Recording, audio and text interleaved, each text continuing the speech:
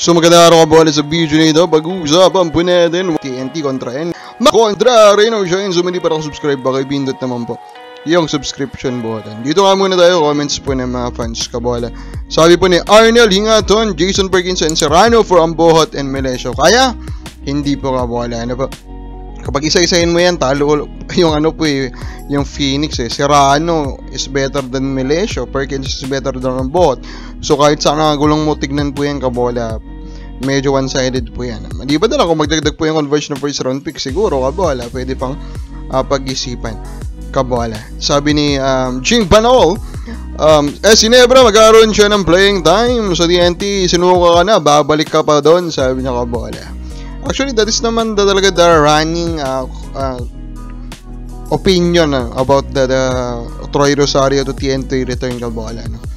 Jake Vera, malabo sa TNT yan, ayaw na bumalik sa TNT. Then, Malyari, Troy Rosario will be suited up for SMB while Chris Newsom will be on Ginebra. Malapit na rin ma-expire ng contract din. Papasok na sa UFA, regards to SMB must change import and coach as well. Newsom po to Ginebra, malabo din po kabola. I think they just have an extension kabola, and knowing that he is basically the first legend of Meralco Balls, mayroon po makita na pupunta po itong si Chris Newsom po sa Barangay Ginebra, or naiiwan niya po actually ang Meralco Balls in the next 2 years siguro kabola. Dito na tayo sa ating pong mga prediction. TNT versus NX.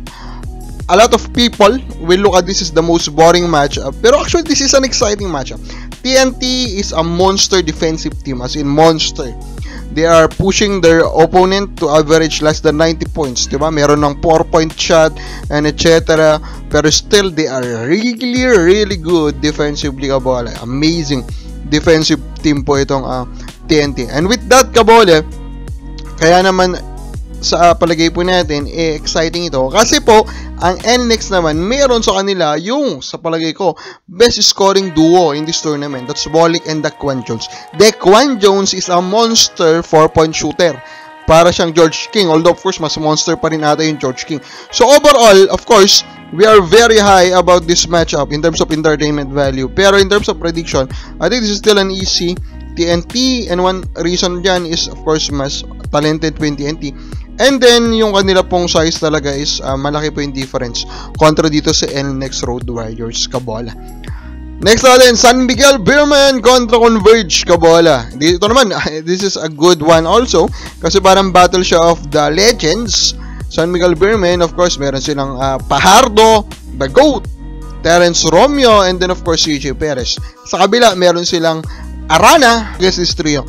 Malay mo, dumating ba yung Baltasar? Diba kabola? Pwede pa yan. Pero overall, of course, an advantage is really on the side of San Miguel Beerman kabola.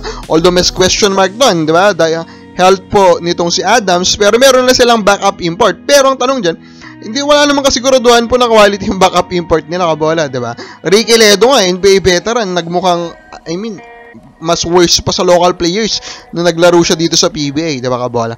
Pero overall, the easy choice pa rin dito is San Miguel Beerman, so we'll go po with San Miguel Beerman. And now we have Reno Shine versus Magnolia Hotshots kabola. So Magnolia chose, diba, Reno Shine as their opponent. Tama ba yung decision nila? Again, this is again a defense versus offense type of series. Reno Shine is the fastest team currently. That's basically their strategy to outrun their opponent kasi they have a very young, very deep roster kabola. And of course, alam naman natin sa Coach Yeng Yao, he will give minutes to a lot of them kabola. Pero there's a big question pa rin for Rain or Shine. First, of course, the experience.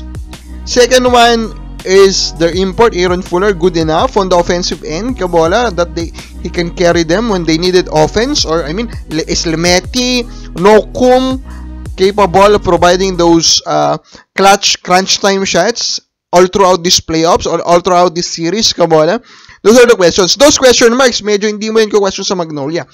And at the end of the day, I actually decided to choose defense. So the defense is on the side of Magnolia. So I'm choosing them in this series. Yes, I'm choosing an upset in a way kabola. I think Magnolia will shock everybody and win this series. Kababal sa pag-iba.